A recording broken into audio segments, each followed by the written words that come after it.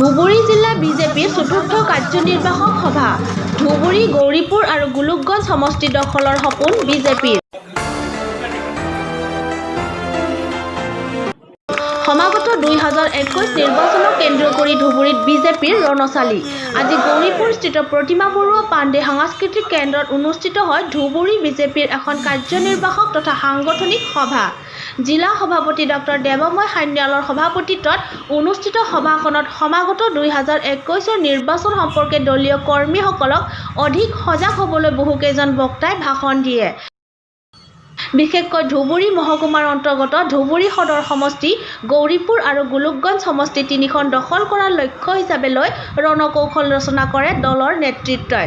আজিৰ সভাখনত ধুবুৰী জিলা বিজেপিৰ সভাপতি দেৱময় সান্যালৰ লগতে জিলা বিজেপিৰ যুৱ মৰ্চাৰ সভাপতি নিৰ্মানন্দ পাল, কেন্দ্ৰীয় সমিতিৰ সদস্য বিমল ওছৱাল প্ৰমুখ্য স্থানীয় নেতাসকল উপস্থিত থাকে।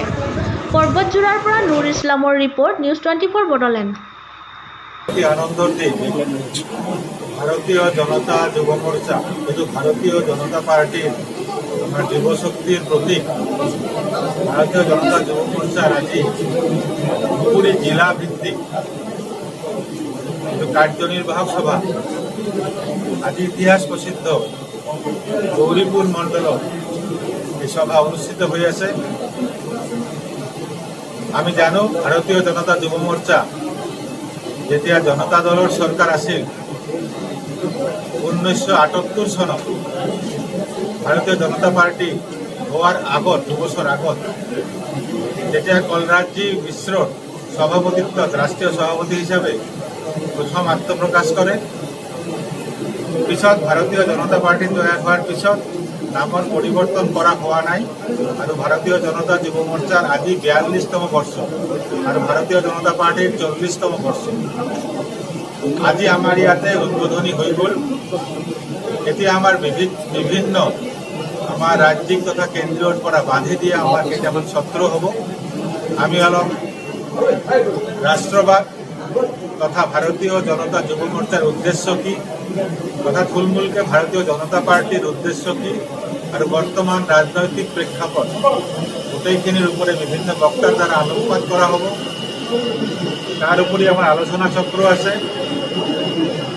আৰু যুৱ শক্তিক কেনেকৈ আমি 2021 চনত নিৰ্বাচনৰ কাৰণে প্ৰস্তুতি কৰিব পাৰোঁ সেইটোৰ কথাও অলপ আমাৰ ইয়াতে আলোচনা হ'ব।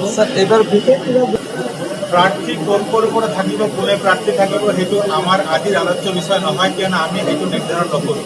সেইটো আমাৰ ৰাজ্যিক তথা কেন্দ্ৰীয় নেতৃত্ব পাৰ্লিয়ামেণ্টাৰী বোৰ্ড যিটো কৰে আমাৰ তেখেতসকলে নিৰ্ধাৰণ কৰে।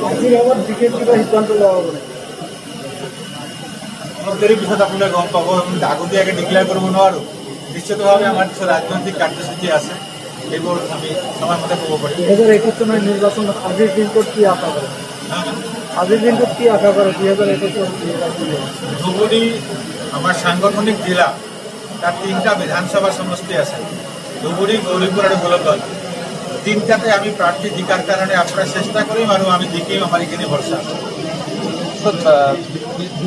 BPF-ৰ লগত আমাৰ মিত্ৰতা আছে। ভৱিষ্যতে কি হ'ব সেইটো কোৱাৰ অৱস্থাততো আমি নাই, সেইটো আমাৰ ৰাজ্যিক তথা কেন্দ্ৰীয় নেতৃত্বই ক'ব। To News 24 Bodoland, News 24 Bodoland YouTube channel. Please subscribe and click on bell icon. Thanks.